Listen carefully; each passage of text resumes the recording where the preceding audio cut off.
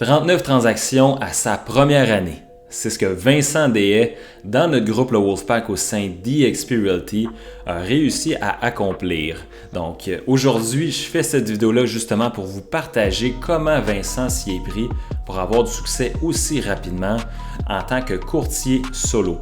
Donc il va pouvoir vous partager ses systèmes, ses stratégies, son mindset pour qu'à la fin du vidéo, vous puissiez vraiment en retirer énormément de valeur pour pouvoir dupliquer le même succès. Donc, c'est le but de ma chaîne. Si vous êtes de retour, mon nom c'est Mathieu Lévesque. Je suis courtier dans la région du Grand Montréal depuis plusieurs années maintenant et mon but sur cette chaîne-là, c'est de vous partager des trucs modernes et efficaces pour pouvoir attirer des clients vers vous, chose que j'aurais aimé avoir comme ressource quand j'ai commencé. Parce que quand on commence, on se fait dire beaucoup de méthodes traditionnelles, applique ci, applique ça. Souvent, ça ne rejoint pas nécessairement ce qu'on veut faire.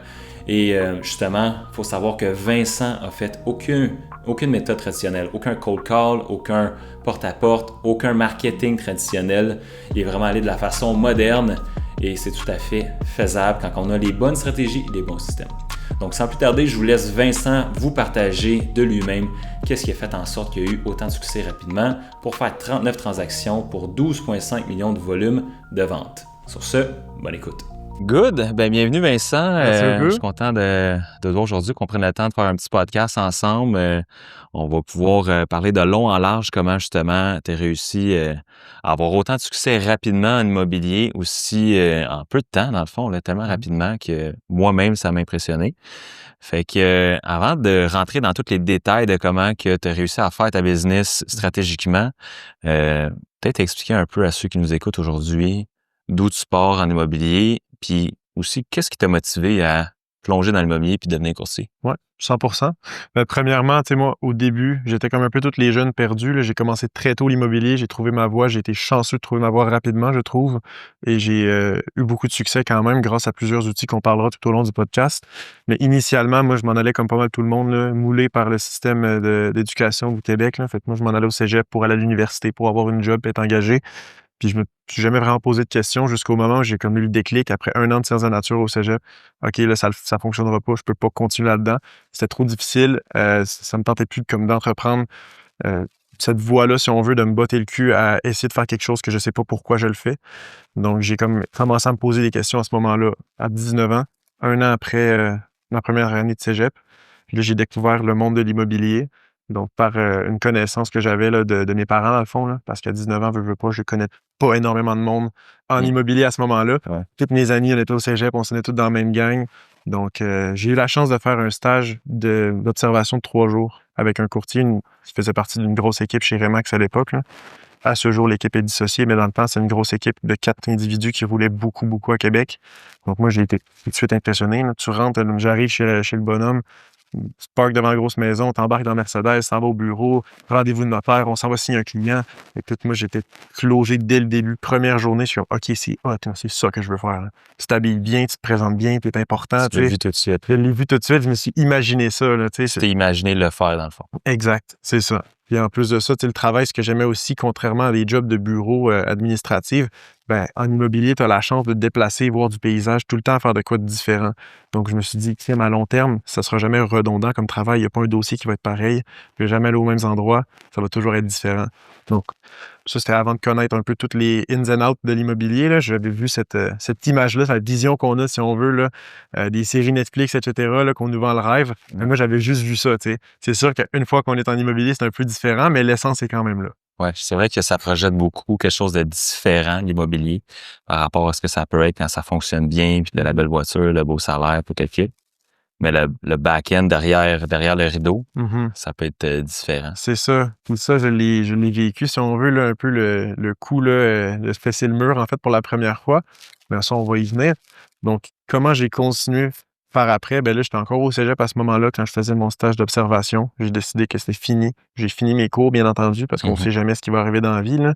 Mais c'est ça, je me suis inscrit à mon cours d'immobilier, courtier immobilier résidentiel. C'est ça qui a allumé la résidentiel. flamme dans le fond, cette rencontre-là, ça t'a donné le goût d'aller plonger là-dedans. Absolument. Ça a été instantané. J'ai embarqué dans le char le matin, j'ai fait mon premier rendez-vous avec, il m'en parlait tout au long du déplacement. J'étais comme, OK, c'est ça que je veux faire. Tu sais, là, je posais des questions, je prenais des notes.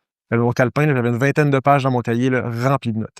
J'arrivais chez nous le soir après mon stage, je réécrivais ça dans Google, dans Word, pour essayer de me rappeler de tout ce qui m'a appris. Puis, c'est des niaiseries qu'à cette heure, tout le monde le sait évidemment, mais je partais tellement de loin que pour moi, là, de savoir comment ça fonctionnait un rendez-vous de notaire, je capotais bien raide. Je n'avais jamais vu ça. On m'avait jamais montré, en fait, c'est quoi la vraie vie du vrai travail, si on veut. Donc, tout ce qu'il me disait, je le prenais en note, là, je capotais.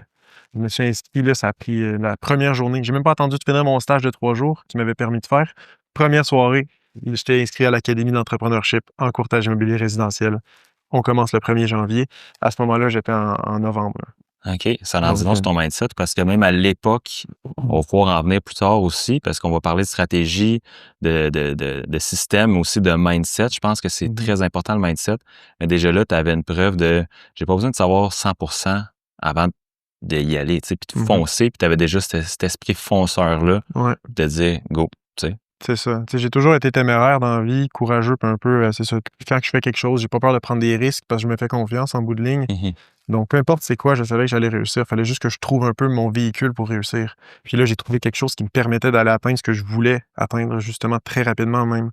Le cours d'immobilier n'est pas compliqué, là. On t'apprend la loi, on t'apprend comment faire, quoi faire dans ton travail, mais en bout de ligne, quand tu arrives sur le terrain avec ta licence de courtage, tu n'as pas de clients, tu n'as pas de rendez-vous déjà booké pour toi dans ton agenda, à moins que tu fasses partie d'une équipe qui t'en donne, mais quand tu commences solo, là, tu commences, c'est la jungle. Tu as du monde, ça fait des années qui font ça, ils sont actifs, puis toi, tu débarques, tu reviens. Commence maintenant. Oui, non, c'est ça. Je dis en blague des fois, ils devraient te donner une plaque quand tu commences là, dans les agences traditionnelles ou peu importe toutes les agences, là, si tu n'as pas le support. Ça serait écrit « Figure it out ». Ouais, parce que, en tout cas, moi, quand j'ai commencé, j'avais aucun support à ce niveau-là pour trouver comment. Puis, tu sais, je pense que c'est le minimum parce que, comme tu dis, tu débarques puis tu penses que les clients vont t'appeler. Puis, finalement, c'est le back-end derrière le rideau que finalement, tu réalises que la réalité, c'est plus tough que qu'est-ce que ça laisse présager. Fait que on a des solutions pour ça. Fait que, anyway, pour finir un peu ton intro par rapport à tout ça, fait que là, tu as fait le cours. Ouais. Puis, qu'est-ce qui est arrivé après? Suite à ça, j'ai sorti de l'école avec mon diplôme de courtage, bien entendu. J'ai passé l'examen de l'OASIC. Puis le même courtier qui était chez Remax m'avait dit, regarde, on va te faire de l'administration pour notre équipe. Fait que j'étais adjoint administratif pendant 1 an. Si tu actives toi ta licence pendant 1 an, bien sûr, est plus valide. Donc, avant que ta licence soit échue, on va te faire passer courtier. Tu vas avoir déjà vu une grosse partie de la job. Tu vas être prêt à commencer dans l'équipe chez Remax. C'est ça que je m'étais fait vendre comme idée.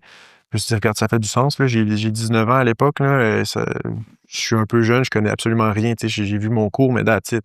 Fait que je vais faire ma job d'adjoint, ça va me donner un salaire, ça va me permettre de piler un peu d'argent de côté parce que veux pas, quand tu te lances, tu es tout seul, c'est à ton compte. Donc, tu as besoin d'avoir des réserves de fonds si jamais ça ne fonctionne pas, s'il y a des imprévus ou quoi que ce soit. Donc, j'ai fait ça. Grosso modo, 5 semaines après, j'étais out de l'équipe, c'était terminé l'administration. Je fais un flash assez rapide, là, mais moi, ça fonctionnait pas du tout. La job de bureau, faire le travail sale à 18$ de l'heure, à faire la job un peu plate de l'immobilier, tu sais, où est-ce que les clients m'appellent moi, c'est moi qui dois leur répondre, c'est moi qui monte les dossiers, c'est moi qui m'occupe des courriels, des suivis clients. C'est toute la job, booker les rendez-vous, pendant que les autres courtiers, les autres font juste s'embarquer dans le gros char, puis faire des rendez-vous, serrer les mains, puis faire la job le fun. Moi, je trouvais pas ça super. Puis je me suis dit, regarde, bon, après 5 semaines, j'ai appris quand même très, très rapidement. Là. J'ai pu profiter de leur système, voir comment ils fonctionnaient. Puis, je me disais, c'est pas fou, me semble. Je l'ai, la recette, si on veut. Là, je suis capable de tout faire, la job administrative. Il reste juste à trouver un client, puis let's go, là, ça va être fait. Puis, les courtiers, eux autres, quand j'ai quitté, ils m'ont répété continuellement que ça allait être difficile, que je savais pas quoi m'attendre, que j'allais jamais réussir. J'étais trop jeune à 19 ans pour commencer en immobilier. Que ça avait l'air bien beau puis bien facile parce qu'eux autres trouvent des Mercedes, puis c'est bien le fun, ils ont des clients, mais que moi, par contre, quand j'allais commencer, j'allais jamais réussir tout de même. Je m'étais fait vraiment taper sa tête solidement. Là. C'était du brainwashing. Ouais. Je sais pas si c'était mal intentionné ou si c'est le but que je reste adjoint pour eux autres parce qu'il y avait un bénéfice là-dedans. Mais la question se pose, je pense, un peu des deux. Là. C'est parce qu'ils disaient, si on n'est plus d'adjoint, c'est nous qui est perdant. Fait que, il n'y avait pas un incitatif à ce que tu deviennes courtier, j'imagine. Puis peut-être qu'ils te décourageaient par rapport à leur perspective. Tu sais, souvent, on voit la vie selon notre perspective. Peut-être qu'eux, quand ils ont commencé, ils en ont arraché puis ils se disent, mais quand tu commences, c'est pas facile. Tu sais. C'est ça. Fait que c'est supposé pas facile pour tout le monde. Tu sais, c'est vrai que c'était hostile un peu comme l'univers quand j'ai commencé, surtout dans les bureaux de Remax. Là, c'était une grosse agence quand même avec des gros courtiers. Les gens placardaient leurs fenêtres des bureaux pour pas qu'on voit leur méthode de travail, si on veut. Là. Fait que c'était vraiment hyper hostile. Moi, je me dis, shit, je me lance là-dedans, c'est la jungle. Là. Ça va être difficile, tu sais. Même l'équipe, là. Ouais, même l'équipe puis tous les autres courtiers de l'agence. C'est vraiment tout le monde. Dog eat dog. C'est ça, c'est pas tes amis. Là, si moi j'ai un deal puis toi tu l'as pas, ben c'est un deal que moi j'ai fait, toi tu l'as pas. Là, c'est ça. Tout l'argent que je fais, c'est l'argent que les autres à Québec n'ont pas fait. Là. Ça, c'est une réalité souvent qu'on réalise ou qu'on met les pieds dedans parce qu'on réalise que finalement, le meilleur courtier du bureau, là, si on va lui demander vraiment ses trucs ses secrets, il n'y a pas d'incitatif à te partager parce que s'il t'aide, il s'enlève indirectement ou même directement de la business dans son secteur ferme. C'est ça. Fait que pourquoi tu prendrais le temps de t'aider? Fait que là, tu te retrouves à personne ne veut m'aider finalement. C'est ce que je fais. Fait que moi, j'ai pogné, honnêtement, j'ai pogné la chienne là, suite à ça. Là. J'ai décidé d'arrêter. J'ai pas commencé l'immobilier. Ça t'a vraiment turn off. Ouais, j'avais trop peur. J'avais 19 ans et écoute, mes parents en plus me disaient un peu la même affaire, va finir ton cégep au moins, tu vas peut-être avoir un backup, ça va être difficile. Prépare-toi, c'est difficile de vendre, ça se peut que tu n'aies rien pendant ta première année. Puis avec les autres courtiers qui me disaient que je savais pas quoi m'attendre, que c'était bien beau parce que l'autre voulait, mais c'est pas ça la réalité. Moi, évidemment, tout le monde contre moi, j'ai fini par y croire. C'est malheureux, mais c'est ça qui est arrivé. Fait que là, je suis retourné à l'école. J'ai été faire un cours en finance pour être conseiller en sécurité financière. Je me suis lancé là-dedans en place. Peut-être après 2 semaines, gros max, peut-être 1 semaine et demie là, de rendez-vous dans les bureaux de finance, je me suis dit, là, t'es en train, là, t'es en train de me lancer dans une carrière travailleur autonome, dans quelque chose qui est mon backup, parce que j'ai pas osé le faire dans ce que je voulais faire vraiment. Je prends le même lot de risques, si on veut, dans quelque chose qui me tente moins, en immobilier. Et ça me suis trouvé con sur le coup, j'ai comme, oh mon Dieu, pourquoi je fais ça? Peut-être que j'ai lâché tout ça, là. J'ai lâché immédiatement. C'est comme ce que le père à Jim Carrey lui avait dit, c'est que si t'es pas échoué, aussi bien échoué dans quelque chose que t'aimes. Parce que lui, il avait échoué dans sa job, il avait travaillé toute sa vie, puis il avait mis l'humour de côté, son père, là. Longue histoire courte. Puis il s'était fait renvoyer, il a perdu sa job. Fait que Jim Carrey, il avait pris cette leçon-là, puis il avait dit, tant qu'à ça, c'est quoi le pire parier? C'est ça. Moi, si tu fais quelque chose que tu aimes. C'est un peu ça que tu t'es dit dans le fond. Puis en plus, il y a souvent une partie de toi qui le faisait pas nécessairement pour toi. Fait que là, tu le faisais pour les autres, puis en me disant, même si ça marche pas, même si j'ai réussi là-dedans, c'est pas ça que je veux faire. C'est ça, en bout de ligne, je prenais des risques. La job difficile de le motiver à le faire puis de croire en moi était déjà faite. Fait que pourquoi j'irais dans un backup quand que je peux faire la même affaire dans ce que je veux vraiment faire? Exact. Fait qu'à ce moment-là, j'ai pris une rencontre avec Marc-Claude de XP. Et je me suis fait présenter le modèle d'affaires de XP. Là. Puis moi, dans le fond, mon choix, c'était bien simple. Là. Il y avait 2 agences qui existaient. Là. Remax, parce qu'évidemment, c'est connu, bleu, blanc, rouge, le ballon. Là. Ou EXP, parce que je m'étais fait semer la graine, justement, du doute là, de comme, qu'est-ce que c'est EXP? C'est une nouvelle agence. OK, je vais aller voir. Je vais prendre le temps de m'assurer avec eux autres pour voir. Puis ça a pris un rendez-vous d'1 demi-heure pour me faire closer instantanément. J'avais une des plus grosses agences traditionnelles, si on veut, là, la face de l'immobilier au Québec, pas mal. Et la méthode un peu plus rock'n'roll nouvelle, qui est innovateur. Moi, tout de suite, ça fait, voyons donc. J'ai aucune raison d'aller dans une autre agence que XP. Là. Enfin, de me dire qu'on est les seuls qui font ça de cette manière-là. Fait que ça a été instantané. J'ai signé la même journée. Donc, j'ai été onboardé pour XP pour commencer là, le 1er juin, l'été passé. Donc, une fois que j'ai été onboardé, j'ai pas commencé directement. Là. J'avais beaucoup de choses qui se passaient dans ma vie personnelle, mais j'ai commencé 1er juillet. Donc, j'ai été 1 mois dans l'agence à juste écouter des podcasts, écouter justement ce qu'on parlait, là, les rendez-vous mastermind de l'agence. Parce que moi, je commence, j'ai pas plus d'informations. Fait que je suis allé voir les autres courtiers chevronnés de l'agence, qu'est-ce qu'ils ont à me partager, qu'est-ce que je peux apprendre d'eux. Donc, je me suis loadé, j'ai quitté le PDF au complet, là, Excel. Donc, j'ai tout appris ça. Puis après ça, j'ai fait un peu de shadow avec Marie-Claude. J'étais prêt à me lancer. Le 1er juillet, je me suis lancé. J'ai commencé à travailler en immobilier. Ouais, fait que 1er juillet 2024. Ouais. Fait que là, à 20 ans.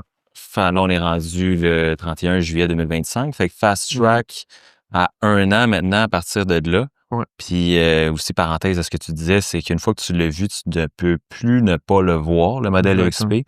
Ayant cheminé aussi 3 ans chez Remax, après ça, quand j'ai vu ça, c'était comment? Elle existait ça depuis le début. OK, tu regardes pour ça, mais tu sais, jusqu'à temps que tu le vois devant toi, quand tu es à la recherche de quelque chose qui peut apporter plus de solutions, ça devient une évidence même. Bref, on y reviendra.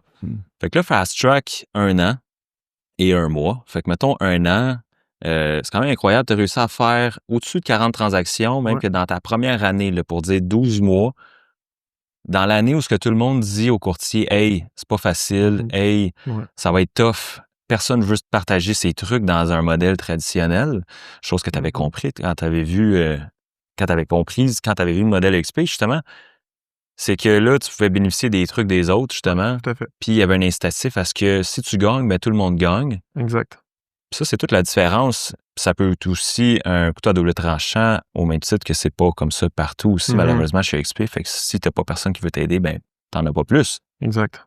Mais je pense que c'est ça qu'on fait de bien. Fait que Fast Track, un an, tu fais 39 transactions. Ouais. Comment tu t'es pris pour faire tes transactions aussi rapidement dans un domaine où ce que la moyenne de transactions, c'est à peu près 10. Puis la première année, souvent, on va le dire, moi, la première année, j'ai fait 5. Ouais, il y a plusieurs courtiers qui en font pas la première année. Puis des fois, quand c'est trop facile, des fois, tu peux retomber la deuxième année puis te dire « Wow, OK, finalement, c'est pas ce que je pensais parce que tu vis sur des références. » Mais plus souvent qu'autrement, tu te retrouves à chercher des solutions. Puis moi, j'ai dû passer par là. Fait que moi, ce qui me rend le plus grateful là-dedans, moi, c'est ça qui me redonne la flamme en immobilier, c'est de pouvoir t'avoir évité ce 2 ans-là que moi, j'ai couru à gauche, à droite, rempli de doutes, pas savoir ce que je pouvais faire qui fonctionne. Des courtiers d'expérience qui voulaient pas me partager, tu sais, vraiment le petit 5% de plus du truc qui fait toute la différence dans ce qui marche. Ouais. Dans le fond, tu lances des portes au plafond puis tu essaies de voir qu'est-ce qui colle. Tu sais? Puis là, je suis content de pouvoir voir que toi, tu n'as pas eu ce parcours-là. Fait que je te relance la question, c'est quoi qui t'a permis de faire 39 transactions si rapidement? Écoute, la réponse vraiment simple en une phrase, les outils du Wolfpack. Donc, c'est vraiment ça, là. Excuse-moi, mon Dieu. Puis quelqu'un qui nous regarde, tu nous dis, ouais, c'est quoi les outils du Wolfpack? Concrètement, c'est quoi les piliers, mettons, qui fait que ça a fonctionné pour avoir 39 transactions côté stratégie? Côté stratégie, bien, premièrement, c'est sûr que c'est un travail personnel, là, parce que c'est pas tous les courtiers qui ont les mêmes outils qui vont fonctionner de la même manière, qui vont réussir autant. Donc, c'est sûr qu'il y a du développement personnel à faire d'une part, mais ça, on le permet justement avec le Wolfpack en promouvant justement des solutions comme de mastermind, de la formation continue, etc., du support, du soutien. Fait qu'à ce moment-là, tu as tout ce qu'il faut pour t'améliorer en tant que closer, en tant que vendeur, pour savoir quoi dire, quoi faire, quand. Puis aussi la branche mindset, est-ce que tu veux réussir, à quel point? Puis aussi, inévitablement, les outils. Par quel billet tu y vas, par quel véhicule tu fonctionnes pour être capable d'aller chercher ces clients-là. Donc ça, je ne sais pas si tu veux qu'on entre dans les détails, mais il y a plusieurs stratégies qui sont documentés là, avec le Wolfpack. Donc, on a de la publicité Facebook, publicité Marketplace, plein de stratégies, des scripts de cold call, les scripts de présentation d'offres quand tu présentes des offres de tes acheteurs, plein de scripts qui te permettent d'avoir une bonne ligne directrice de comment faire ta job comme il faut puis de démarquer des autres. Puis, tu sais, c'est quelque chose que j'ai eu souvent quand même, là. Parce que, tu veux pas, je suis quand même jeune dans l'industrie. Puis j'ai plusieurs courtiers. Là, puis ça, j'en suis quand même très, très fier parce que je fais beaucoup d'acheteurs qui me disent c'est la meilleure présentation d'offres que j'ai entendue dans toute ma carrière. J'en ai un courtier, ça fait 20 ans qu'il fait ça. Là, je me suis donné à 100 000 à l'heure. Là, on l'a eu, la transaction. Là.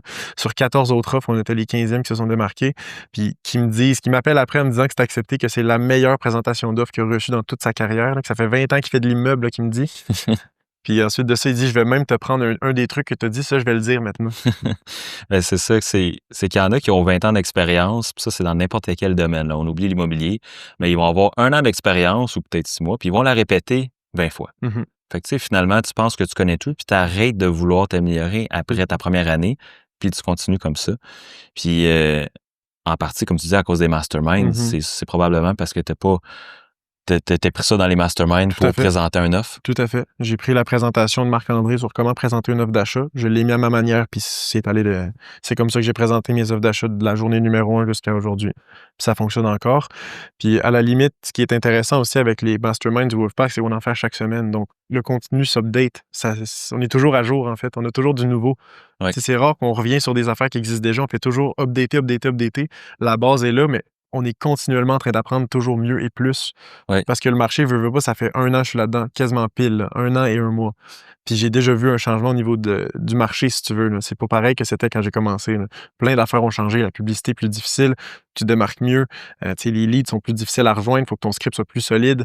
Il y a plein d'affaires qui changent dans d'un an. Donc, t'imagines-tu, si tu changes pas ta recette pendant 10, 15, 20 ans, à un moment donné, ça fonctionne plus. Là. Si tu veux tout le temps avoir une croissance, il faut toujours que tu t'améliores, que tu cherches à t'améliorer. Puis ça te prend une agence qui te permette de faire ça aussi. Là. Absolument. C'est pas du marketing d'agence qui est là depuis 50 ans qui va me permettre de me développer là, en tant que courtier. Là. Faut que tu t'adaptes. C'est comme tu as dit, il y a des nouvelles technologies, des nouvelles façons. La génération de leads en ligne, comme tu dis, c'est une des façons que justement tu es allé chercher plus de clients. Fait que Facebook Ads, que ce soit des acheteurs, des vendeurs, ça, on a des masterminds comme ça. Moi, ça a été ma force. Fait que c'est pour ça que, tu sais, ça c'est vraiment été comme justement un objectif pour moi de transposer ça justement pour apprendre aux courtiers à pêcher par eux-mêmes, Ouais. plutôt que d'avoir, tu sais, comme le fameux dicton, tu donnes un poisson à quelqu'un, tu vas le nourrir pour une journée, mais si tu apprends à pêcher, il va être bien toute sa vie. Ben, c'est ça mon thinking, puis c'est pour ça que je me suis dit, ben, tu sais, on va aider les courtiers à faire ça par eux-mêmes, comme ça, c'est gagnant-gagnant pour tout le monde pareil. La différence, c'est que toi, tu l'as mis en place, puis tu n'as pas hésité de la même façon que tu n'as pas hésité à aller faire ton cours en immobilier, puis tu n'as pas hésité à aller optimiser, puis peaufiner ça, puis t'adapter. Puis c'est là le plus grand enjeu quand tu commences à faire une stratégie, c'est d'y aller à fond, puis de pas dire, ben ça marche pas pour moi. Parce que si ça marche pour quelqu'un d'autre, clairement, ça peut fonctionner pour moi aussi. Là. Exactement. Fait que, tu sais, comme tu disais, tu as 3 piliers, je pense, c'est système, stratégie, ben, les outils, puis le mindset. Oui, tout à fait. Fait que, comme tu disais, dans le fond, tu as fait du Facebook Ad. Je pense que toi aussi, tu avais fait Marketplace Facebook. Partage de propriété, là, ça, c'est vraiment, là, ça m'a starté. Puis au début, je comprenais pas à quel point c'était phénoménal. Là. J'ai commencé avec un jumelé que Marc-André vendait, justement, là, à Sainte-Foy. J'ai pogné au-dessus de 60 leads. Là. Première affaire que je fais quand je commence l'immobilier, je partage une propriété d'un autre courtier, j'ai 60 leads d'acheteurs. Peux-tu y croire? Ça t'a coûté combien? 0$. C'est ça. Puis comment j'aurais fait ça ailleurs? Explique-moi comment j'aurais partagé une propriété. C'est juste de le savoir. Là. C'est ça. J'aurais jamais pu faire ça ailleurs. Fait que moi, je commence, puis c'est là que j'ai eu le déclic de comme, OK, shit, là, je suis ailleurs dans cette agence-là. Là. J'aurais jamais été capable d'aller chercher ça. Là. Puis juste ce jumelé-là m'a amené 5 acheteurs. Que j'ai closé au fil du temps, là, sur mes premiers 6 mois, là, mais quand même, tes travails, je veux pas. En bout de ligne, ça l'a closé. Là. C'est 5 bons leads. Là. Ça, c'est ça la raison justement qu'on peut faire ça aussi, c'est parce qu'on se permet de partager les propriétés dans le groupe. Exact. Mettons que quelqu'un a un nouveau listing à Québec, à Montréal, peu importe, on est étendu pas mal partout dans la province du Québec. Ben, on est consentant à ce que le courtier justement partage la propriété sur son feed. Puis on s'entend, c'est quoi l'inconvénient à ça, tu sais? Tu peux pas vendre la propriété en apportant un acheteur sans que le courtier inscripteur aussi vende la propriété en représentant le vendeur. Il y a juste des côtés positifs. Exact. À part si tu mets ton ego en avant de toi, puis tu dis, hey, c'est mon listing, c'est ma notoriété. Mais au final, si tu veux que ce soit ton listing vendu ou ton expiré. C'est ça. Puis moi, pour avoir passé par là au début, je voulais partager des listings parce que j'avais catché ça. Puis c'était rempli de juste des bâtons d'un roue, puis je comprenais pas pourquoi c'était si compliqué que ça. Fait qu'avec EXP, je voulais vraiment ramener ça, justement. Puis je suis content que tu l'aies utilisé parce que se générer des leads comme ça puis apporter des acheteurs à des courtiers dans le groupe, c'est juste winner pour tout le monde. C'est ça, j'ai closé 2 transactions avec des courtiers de l'agence. Là, en bout de ligne, c'est grâce à moi qu'ils ont réussi à vendre leur propriété en me permettant d'aller chercher des leads. Mais non seulement j'ai de la business, en plus de ça, j'aide à closer la leur. Exact. Donc, on n'a pas de point négatif. Là. Puis encore une fois, ça, c'est génial parce que j'aime ça le présenter à mes vendeurs quand je signe un contrat de courtage-vente. Je leur dis que tu n'as pas une agence qui fait ça. Là. On n'a pas un courtier qui va faire de la publicité, qui va générer des leads puis qui va s'en occuper. On va être une vingtaine à Québec qui va se faire la même affaire. Tu sais, moi, j'aurais pas le temps. J'ai pas tout le temps le téléphone sur les doigts. Là. Tu sais, si j'ai 500 leads pour une maison, là, parce qu'il y en a des maisons à Québec là, que tu as 100, des fois 150, 200 leads, j'ai pas le temps de toutes les appeler puis toutes les catcher. Sauf que si on s'y partage ces 200 leads-là à chaque courtier, on est tous capables d'assurer qu'il y ait un suivi fait, voir s'il y a de l'intérêt, aller visiter, déposer une offre. Puis en bout de ligne, là, c'est peut-être 1, 2 offres d'achat, peut-être 3 offres d'achat sur la maison de plus qui fait quasiment 50 000 de plus. Fait que c'est difficile de dire à ton client que c'est négatif de partager une propriété à plusieurs courtiers. Là. Exactement. Donc moi, j'ai aucun ego de mon bord. Là. Mon but, c'est que tout le monde partage les listings que j'ai, puis de partager tous ceux des autres. Puis en bout de ligne, on fait juste s'élever tous ensemble. Là. C'est ça. Je pense que tu as vécu une perspective différente. Puis là, tu vois la plus-value. Fait que tu n'as aucun problème aussi à offrir cette plus-value-là. Sur 39 transactions dans ta première année, combien de transactions sont sorties de justement cette stratégie-là qui coûte absolument rien? De Marketplace? Environ au moins une vingtaine. J'ai plus, tu sais, je fais de la publicité Facebook aussi que je paye de ma poche. Là, et j'ai closé plus avec Marketplace qui est gratuit qu'avec ma publicité. Quand même incroyable. Ça, c'est très, très 20 cool. transactions, retour sur investissement 100%. Une coupe d'heures peut-être d'investi pour mettre les annonces manuellement. Exact. Puis t'occuper de tes clients, tu sais, veux pas, ça fait partie de la game. Là. OK. Appelle tes leads, puis tu gères ça comme tu veux. Sur les 20 autres transactions, combien de transactions que tu as closées, mettons, à faire? As-tu fait de la prospection du téléphone? J'ai fait 2 appels de prospection dans toute ma vie, puis that's it. Ça n'a pas fonctionné pour moi, j'aime pas ça, tu sais, en tant que tel. Je pourrais le faire, puis aller chercher plus, je suis d'accord, je l'admets.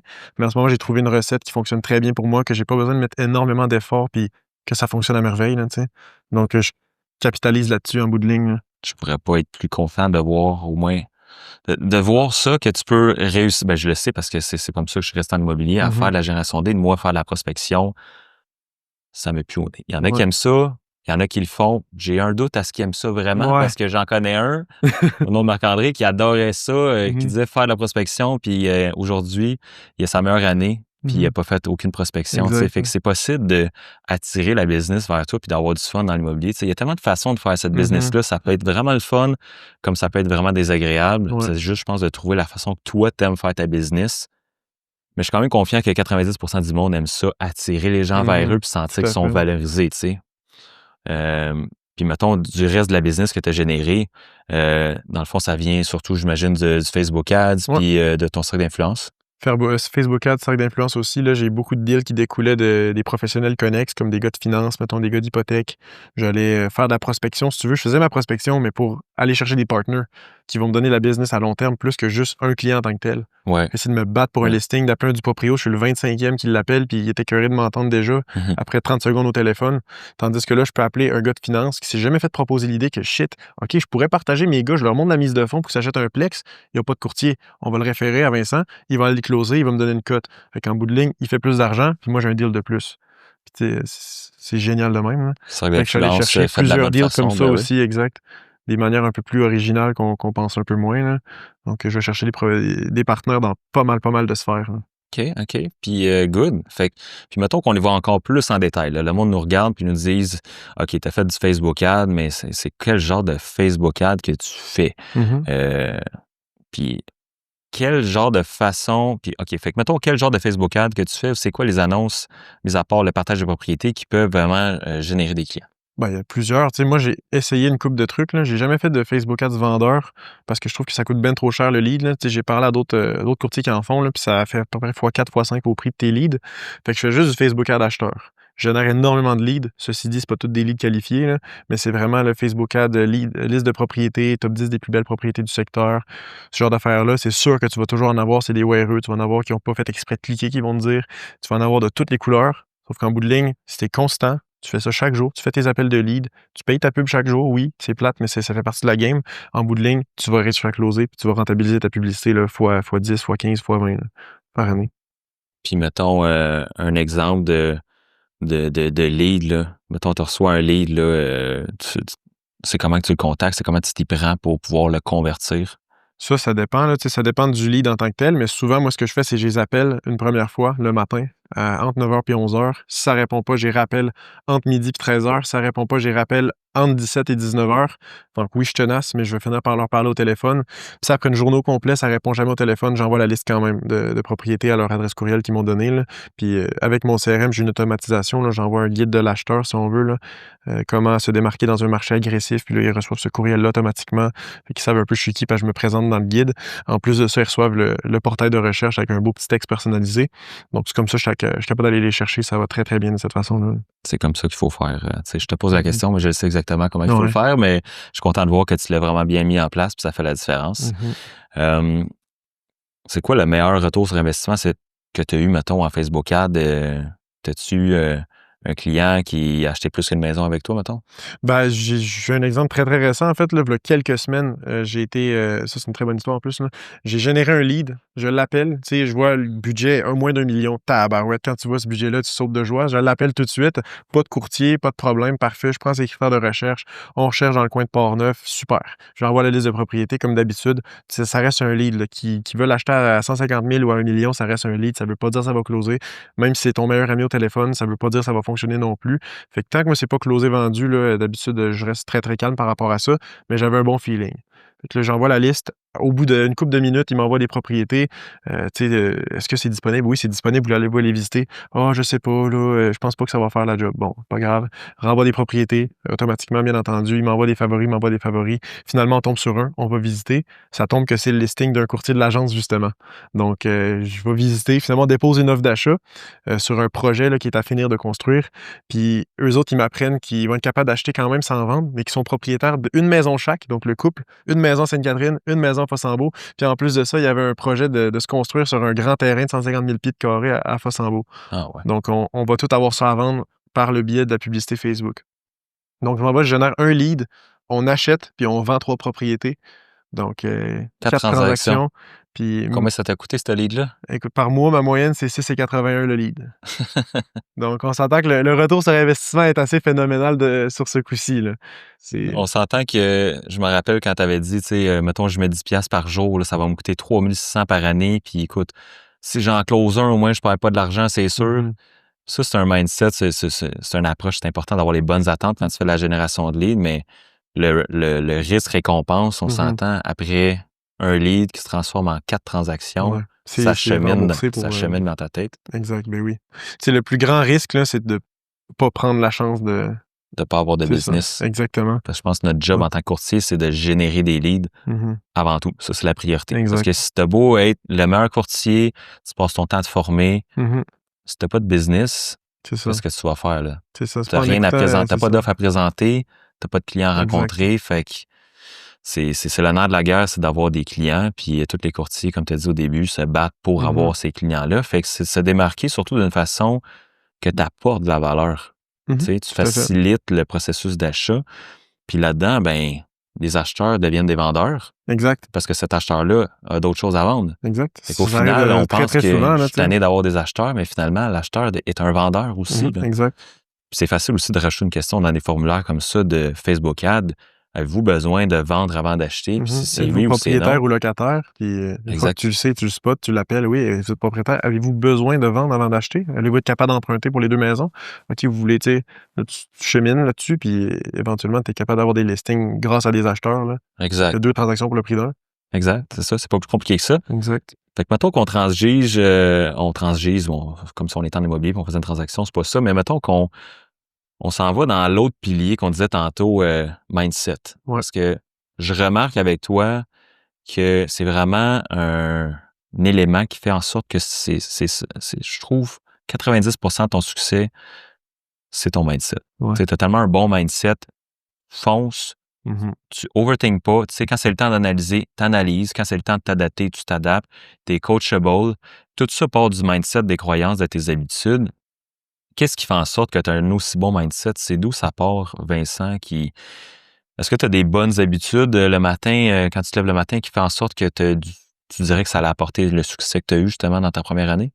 C'est difficile à dire. Je te dirais que j'ai toujours été quelqu'un d'hyper compétitif dans tout ce que j'entreprenais. Donc là, je me lance dans quelque chose qui est difficile, surtout pour les gens de mon âge, mettons. Là.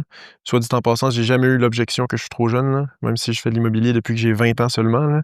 Ça m'est jamais arrivé. Là. Donc ça, j'en suis très content. Là.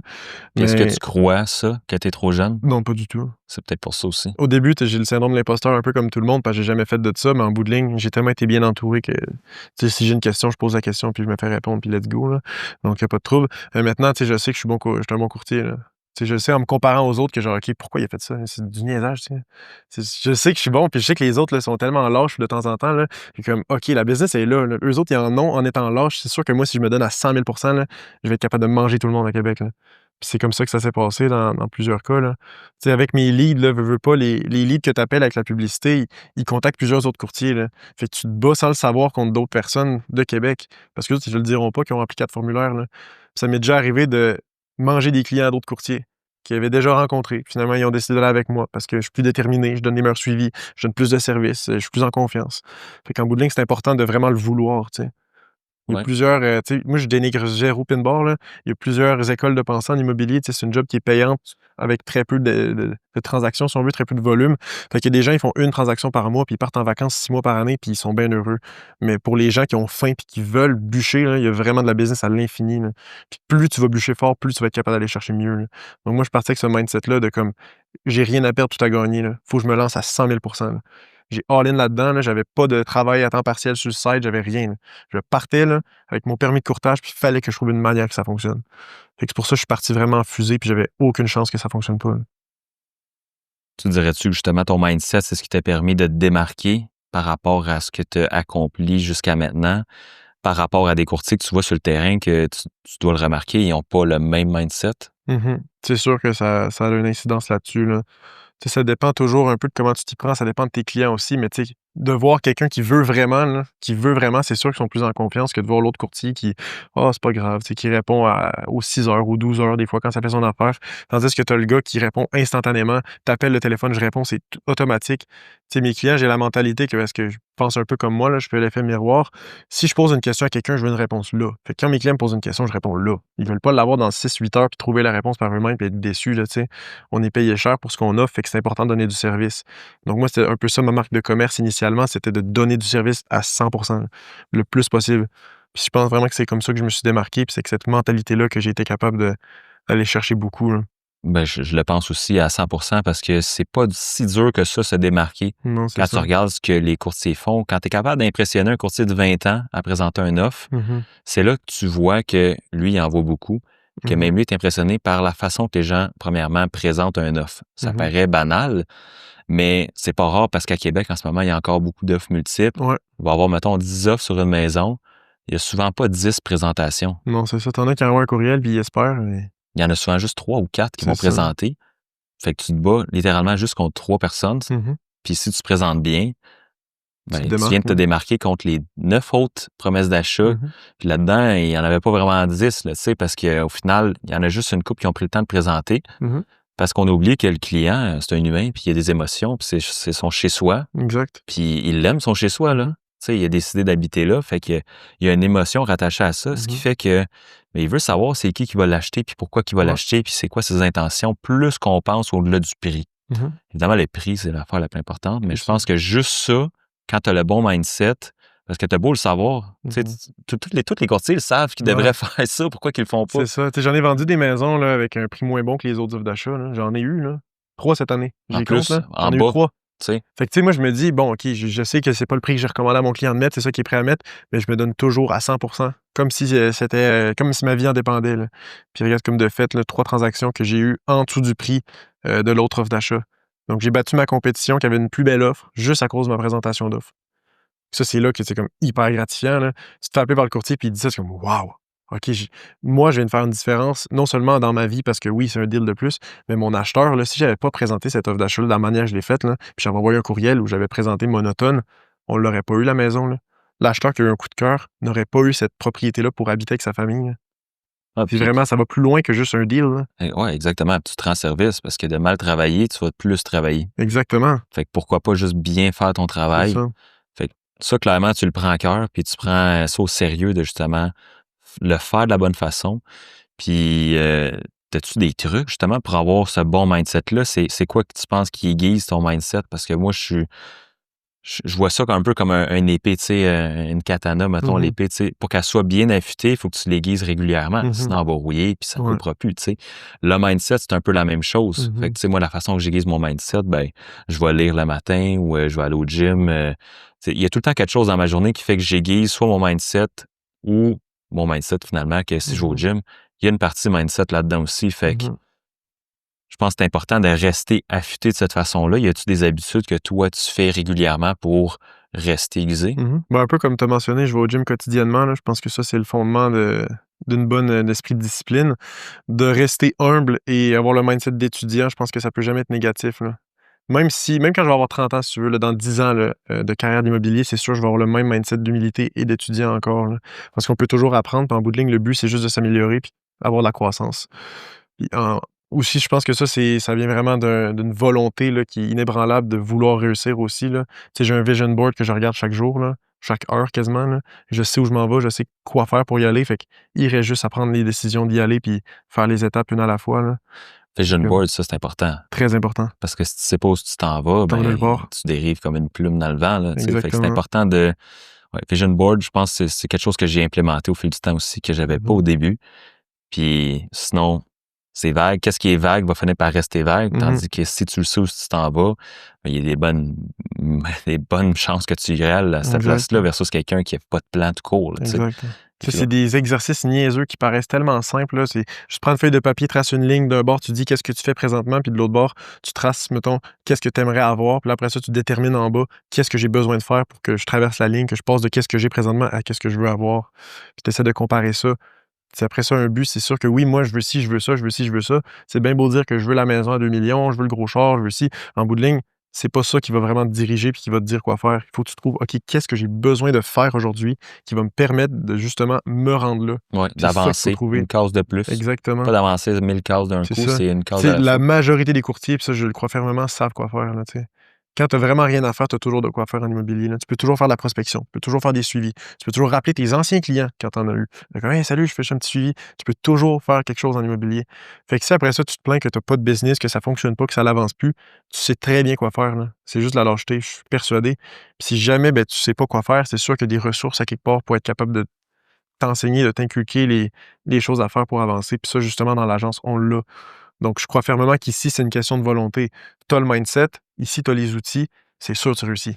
C'est Il n'y a ça. pas, Ben, c'est il ça. y a pas de miracle, là. Ça te prend ça ensemble dans le bon véhicule, comme tu disais, puis Mhm. d'être coachable, tu sais, de pas Exact. mettre ton ego en avant de toi puis que ça te bloque à vouloir, Mhm. ironiquement, t'apporter où ce que tu veux aller, mais souvent, tu penses pouvoir y arriver toute seule, Mhm. quand qu'en réalité, faut que tu sois prêt à prendre des conseils puis des trucs pour avancer plus rapidement. Puis ça, tu as été Exact. vraiment bon à être proactif puis, tu sais, y aller à 100% puis Mhm. vraiment absorber ça le plus rapidement possible. Puis c'est tout à ton honneur parce que tu as sauvé un an et demi, 2 ans à Mhm. patiner sur place. Mhm. Si tu avais laissé ton ego de côté puis disais, hey, tu sais quoi, je vais aller chez Remax pour telle raison, puis finalement, tu n'aurais pas su vraiment peut-être quoi Je pense faire. Puis, que...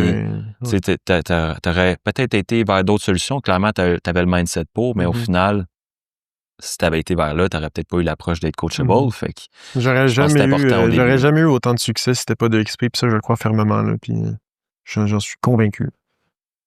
C'est pour ça qu'on fait le podcast aujourd'hui, c'est Mhm. pour partager un peu la bonne nouvelle de la façon qu'on peut faire de l'immobilier maintenant. Mhm. Ouais, petite gorgée d'eau pour s'entraider, pas juste faire ça dans une business qui est très solitaire. Mhm. Ça a toujours été comme ça avant que XP arrive, puis Ouais. surtout avant que, je dirais, ce qu'on fait dans l'Wolfpack chez XP, parce qu'on veut vraiment transposer tout ce que Mike Sherrod puis Connor Stainbrook ont fait pour avoir de l'entraide, puis un débordement de ressources là, qui fait que tu utilises Mhm. pratiquement pas tout parce qu'il y en a trop, mais au moins tu peux pick and choose vraiment qu'est-ce que t'aimes, Ouais. puis comment tu veux faire ta business. Puis il y en a tellement que tu te sens redevable, puis tu Mhm. sens que ben, toi avec, tu veux surenchérir là-dedans, puis c'est pour ça que tu veux être là pour partager des trucs, Mhm. justement aux nouveaux courtiers qui se questionnent, coudon, comment ça se passe l'immobilier parce que je suis sur le bord de quit ou je veux vraiment réussir, mais je sais pas Mhm. comment ça se passe pour d'autres courtiers. Fait que mettons qu'on continue avec ça, tu te vois où, mettons? Là, tu sais, 39 transactions, plus que 40 si on cumule, mettons, le mois de plus. Ouais.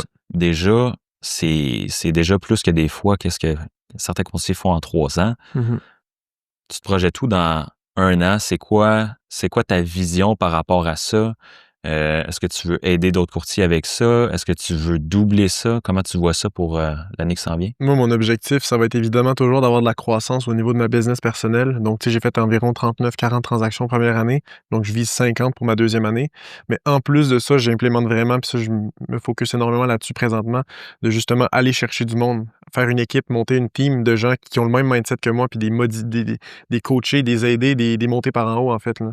Donc, c'est vraiment, oui, c'est gratifiant quand tu réussis personnellement, mais il n'y a rien de plus gratifiant, puis ça, je le crois aussi, là, de non seulement réussir, mais aider les autres à réussir. Je peux en Parce témoigner aujourd'hui. Moi, Exact. c'est ce qui me rend le plus, ça se dit-tu, ça me rend gratifiant ou, Mhm. voilà, en tout cas, j'ai beaucoup de gratitude et je me sens gratifiant pour Mhm. tout ce que ça peut dire Ouais. par rapport à ça, justement, parce que il y a 3 ans de ça, je pouvais pas faire ça. Mhm. Puis c'est redonné au suivant. Exact. Parce que, tu sais, moi, je me suis tellement fait taper sur la tête que ça allait être difficile, ça allait pas fonctionner, que je suis sûr que c'est le cas pour plein d'autres qui osent pas. Puis en bout de ligne, regarde, ça a fonctionné. Fait que viens-t'en, là. Vis-le tes rêves, là. Tu sais, ma vie est tellement changeante dans un an, là. C'est C'est capoté. Puis tu peux même dire c'est facile. c'est ça. Tu sais, Si tu fais, si je tu suis fais pas qu'est-ce qu'il y a à un... faire de la façon qu'on peut le faire C'est ça. ensemble, C'est pas miraculeux ce que j'ai fait, c'est là. même pas difficile. On peut dire que c'est facile. On peut même dire que c'est déjà fait. Parce Mhm. que t'as juste à rip off and duplicate, Mhm. copie-colle, Mhm. fais-le à ta façon, ta personnalité. Ouais, exact. Mais tu vas avoir du fun, puis c'est pas obligé d'être difficile. C'est ça. Le système reste le même. Après ça, adapte-le à ta manière, puis vas-y avec ton mindset, puis go, là. Mais Ouais, tu sais, exact. le squelette de l'entreprise est déjà tout monté pour toi. T'as juste à venir, puis on va t'aider, là. Cool. Fait que scaler, avoir des Mhm. courtiers, bâtir une équipe, Ouais. euh, monter ça le plus haut que tu peux aller, parce que clairement, là, tu dois te dire, ben, qu'est-ce qui est encore plus possible pour moi, parce que tu étais encore en période d'apprentissage pendant au moins une bonne période de l'année, puis tu as quand même réussi à faire ça. Fait que là, sachant ce que tu sais maintenant, y a-tu des choses que tu dirais au gars Vincent qui commençait jour 1 que tu as appris au courant de l'année, mettons? La seule affaire, je dirais, parce que il doutait beaucoup là, au début, là, mais je doutais énormément. Là. J'avais peur, honnêtement. Là. C'est comme tout le monde, c'est tout à fait normal. Là. C'est une bonne émotion, la peur, quand c'est contrôlé. Mm-hmm. Mais je dirais juste, fais confiance au processus. Trust the process, là, le fameux. Là. Trust the process. Si tu as le mindset qui te permet d'être coachable, tu as les ressources à côté qui te donnent des informations de comment le faire, puis t'appliques parce que tu es discipliné, il n'y a aucune raison que ça ne fonctionne pas. C'est une recette qui est infaillible. C'est infaillible. Ben, c'est ça. C'est qu'on on les connaît, les stratégies. Après ça, il faut juste que tu passes à l'action, que tu aies la bonne attitude positive que ça va fonctionner. Puis quand tu crois en toi, premièrement, puis tu es prête à accepter, puis à recevoir surtout le succès, tu sais, il y a surtout cet aspect-là qu'on n'ira pas trop là-dedans aujourd'hui, mais qui est un peu spirituel. Mais tu sais, si tu crois pas en toi, que tu mérites le succès, ben tu vas indirectement te mettre les bâtons dans les roues. Ouais. En tant qu'entrepreneur, en tant que peu importe ce que tu aspires dans la vie, personnellement, faut que tu sois prêt à le recevoir. Puis le vision board, c'est ça. Exact. Pour moi, je suis prêt à recevoir ce que je vois. Puis la vie va faire en sorte que plein de choses vont se présenter devant toi. Mais la différence, c'est que vu que tu as un vision board puis tu sais ce que tu veux, tu vas être capable de le prendre quand il va passer devant toi, puis de passer à l'action, puis d'être fonceur. Versus quelqu'un qui ne le sait pas, ça passe devant lui, puis il ne sait pas ce qu'il veut. Fait qu'il ne peut pas le saisir, sachant pas ce qu'il veut. Fait que je pense que ça part de là, fondamentalement, dans ton mindset, savoir ce que tu veux pour pouvoir le reconnaître, d'être prêt à le recevoir. Puis là, après ça, tu es prêt à passer à l'action. Ça te prend le bon véhicule, les bonnes stratégies, les bons outils. Puis quand tu es entouré de gens aussi qui peuvent t'aider là-dedans, tu vas avancer clairement plus loin. Tu peux des fois aller plus vite tout seul, puis encore là, j'en doute, mais tu vas clairement aller plus loin avec du monde parce que tu vas apprendre plus vite, tu vas aller créer une communauté finalement avec des gens. On a tous ce besoin-là intrinsèque, tu sais, en tant qu'humain, d'avoir un tribe, d'avoir des gens avec qui que tu te sens en sécurité, qui ont ton succès à cœur, tu sais. Fait que non, c'est vraiment powerful. En terminant, on en a parlé un peu, mais mettons par rapport un peu plus à EXP puis Wolfpack, c'est quand est-ce que, ben ça tu l'as dit, tu avais vu le modèle avec Marc-Claude par rapport à EXP, ça a été un déclic. C'est quoi que tu as vu par contre dans le modèle EXP concrètement que tu n'avais pas vu chez Remax ou dans d'autres agences? Ben, plein d'affaires, là. La majeure partie, c'est le rev share, là. Donc la possibilité d'aller inviter des gens dans l'agence et avoir une partie des bénéfices de ce qu'ils partagent avec l'agence comme revenu. Donc, tu sais, en bout de ligne, ça, les agences traditionnelles, tu donnes ton argent au DA puis that's it, là, au propriétaire, là, ton pourcentage s'en va au propriétaire, tu ne le reverras jamais, tu sais. Puis tous les courtiers de l'agence font la même affaire. Donc, nous autres, à la place, on divise ce revenu-là entre tous les courtiers qui sont au-dessus de toi, finalement, dans la hiérarchie, donc ceux qui étaient là avant. Puis en bout de ligne, on est tous capables de profiter du fruit des efforts de tous et chacun. Donc, on est en mesure de tous s'entraider avec un justificatif financier derrière. Donc, tu sais, quand tu vas chez une agence traditionnelle et tu essaies de demander un conseil à ton collègue, il n'y a absolument aucune envie de t'aider, puis c'est tout à fait justifiable. Il n'y a même pas de bénéfice financier à t'aider derrière ça. Il fait juste se nuire. Donc, c'est normal de ne pas vouloir partager. C'est pire qu'un incitatif, il se nuit. Il se nuit lui-même. Non seulement il ne gagne rien, mais il perd en plus. Tandis que nous autres, ben, on a au moins cet incitatif-là de tous s'aider. Puis c'est ça qui est génial. On est une des seules agences que cet esprit de communauté-là, il va toujours perdurer à travers le temps. Là. En bout de ligne, je préfère 1000 fois mieux donner mon pourcentage, si tu veux, là, qui est capé assez rapidement, à des gens qui m'ont aidé puis qui m'aident continuellement que de le donner à un propriétaire qui est en vacances sur son bateau à l'année longue. Là. Oui, exact, parce qu'au final, l'argent est simplement redistribué aux courtiers, parce que c'est une agence qui a été faite par un courtier, Glenn Sanford, qui se disait, ben, les courtiers, c'est nous qui rapportent l'argent, pourquoi qu'on n'en bénéficie pas, que ça remonte juste à des franchisés. Fait qu'il s'est dit, on va faire une agence, on va mettre les courtiers au centre, c'est eux qui vont en bénéficier. Puis je pense que la plus grande nuance de cet aspect-là, qui est des fois mal perçu ou mal expliqué, puis ça, je pense que tu l'as bien expliqué, puis tu l'as bien compris aussi, c'est que c'est pas vraiment le rev share en tant que, bon, tu as un partage des revenus que tu peux bâtir, tout le monde a 7 niveaux, ça, c'est comme excitant au début. Mais la vraie question là, que les gens devraient se poser, c'est qui va m'aider là-dedans? Parce que clairement, si tu as 7 niveaux, vers le bas, tu as 7 niveaux vers le haut. Exact. Il y a tout le temps un entre-deux là-dedans, puis c'est qui va être là pour me donner de la valeur. Parce que moi, j'ai pas peur de le dire, je te dis souvent des courtiers que je rencontre, s'il y a quelqu'un qui t'invite chez XP, peu importe les autres groupes, on va dire, là, puis qu'il n'y a pas de valeur ajoutée à offrir, bien finalement, tu es mieux de rester dans ton agence parce qu'au moins, tu vas avoir ton DA qui a un incitatif pour t'aider, puis un bureau. Puis, tu sais, tu vas avoir quelqu'un qui va mettre sa main sur ton épaule, mais la différence, c'est que justement, au contraire, c'est la plus belle avantage du groupe, c'est que si tu as du monde qui sont là, qui ont un incitatif à t'aider, que ton succès devient leur succès, puis qui te donnent tous leurs trucs qu'ils ont appris au fil du temps pour que toi, tu accélères puis que tu n'aies pas de doute si je fais-tu la bonne affaire ou non. C'est la plus belle affaire que moi, j'ai vue en immobilier. Moi, ça a changé ma vie. Puis de redonner comme ça m'a réanimé une flamme qui était rendue pas mal éteinte après 5 ans de courtage à célébrer mes succès seul. T'es on your own. Hein? On your own. Tu fais un bon coup, puis tu vas partager ça à ta blonde, puis c'est pas mal ça. Ils comprennent pas ta réalité. Là. Exact. Toute une gang qui comprennent nos réalités, puis qui se félicitent, puis qui s'entraident, puis qui s'élèvent tous ensemble. Là. Ouais, c'est incroyable. C'est génial, tu sais. Ouais. C'est vraiment hot. Là. Puis ça, c'est vraiment quelque chose qu'on veut faire dans le groupe. Puis à l'époque, justement, quand tu avais regardé le modèle EXP, c'est quoi que tu avais vu qu'on faisait de différent dans le Wolfpack, mettons, qu'on fait pas, ou que tu avais peut-être regardé? Je sais pas si tu avais eu le temps de regarder d'autres groupes. J'ai même pas regardé d'autres groupes, mais tu sais, je me suis en fait présenté une belle option que c'était instantané, moi, ma décision de rejoindre. Là. Tu sais, avec Mike Sherrod, justement, tout le contenu qu'il apporte, toute la valeur qu'il donne par rapport aux réseaux sociaux puis à ce genre de choses-là, c'était quelque chose que je voulais faire. Mais je me suis dit, waouh, OK, c'est génial, j'aurais ça nulle part ailleurs, donc j'ai rejoint. Puis en bout de ligne aussi, il y a l'aspect comme comment il va m'en rester dans mes poches à la fin de l'année, là, parce que veux pas en immobilier, s'il y a une chose qui est sûre, c'est que tu as des dépenses, là, comme n'importe quelle entreprise. Donc, tu sais qu'il y a une agence qui va te saigner par année. Ça, c'est sûr. Il y en a une. De toute la gang, c'est sûr et certain. Après ça, laquelle je choisis et pourquoi. Donc, moi, j'ai regardé EXP, puis c'est elle qui me permettait d'avoir le plus d'argent dans mes poches à la fin de l'année, en plus de bénéficier de toutes les ressources qu'on a discutées tout au long du podcast. Ouais, c'est assez incroyable. C'est vraiment une agence faite par un courtier qui voulait qu'on sente que c'est notre business. Parce que lui se faisait tout le temps dire you own your business. Mais finalement, tu réalises que c'est la business qui te own toi. Mais oui. Parce que si t'arrêtes, ben, tu te retrouves avec absolument rien. Tu travailles pour l'entreprise de quelqu'un. C'est ça, tu bâtis l'entreprise de quelqu'un. Tandis que là, on peut bâtir notre propre entreprise, avoir du fun en gang, s'entraider. Ça, c'est le plus beau cadeau, c'est de pouvoir célébrer nos wins ensemble puis sentir qu'on s'élève tout ensemble puis qu'on n'est plus tout seul, tu sais, en tout cas. Pour ma part. Fait que les courtiers qui seraient intéressés justement à en discuter un petit peu plus avec toi, que ce soit pour savoir justement comment tu travailles, comment vraiment concrètement tu as fait tes stratégies, peut-être leur donner des trucs, ouvrir une discussion là, tu sais, bien casual, c'est où qu'ils pourraient te rejoindre? Même que je vais faire du pouce là-dessus, les gens qui veulent devenir courtier, donc qui pensent puis qui ont des questions, qui savent pas comment ça se passe, je vous invite tous à venir m'écrire, là, que ce soit sur Facebook, là, Messenger, Instagram, ça peut être même par mon cellulaire, par SMS. Là. Je suis rejoignable tout le temps par texto, vous pouvez même m'appeler si vous voulez.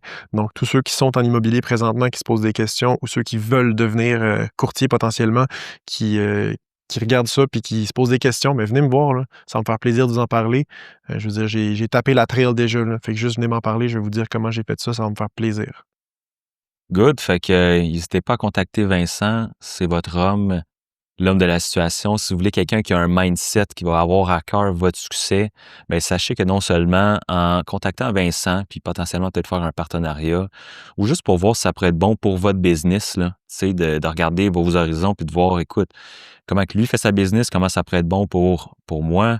Tout le coaching qu'on fait dans notre groupe, probablement, c'est 100% gratuit. Il n'y a même pas de split par rapport à ça, dépendamment des ententes que vous voulez avoir, puis qu'est-ce que vous recherchez.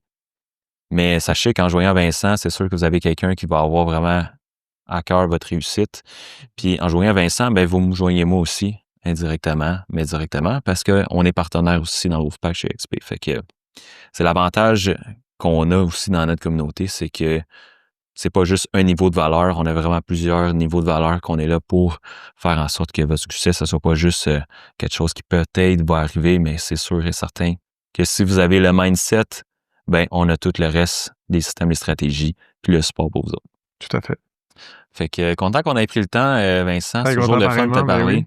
Fait que sur ça, bon succès, continue comme ça. Puis attends, reste-toi vite. J'ai un petit cadeau pour toi. Parce que dans le Wolfpack, quand on réussit, c'est pas compliqué. On a un petit rite de passage, puis toi, tu l'as passé haut la main. Puis je suis un peu en retard pour te la donner, mais quand on atteint notre plafond de 80 000, qui était facilement dépassé, ben, tu te mérites une casquette Wolfpack. Fait que je prends l'occasion pour te remettre la belle casquette Wolfpack. Parfait, ça, merci. Que tu as bien mérité. Fait que continue comme ça, mon chum. Yes, sir.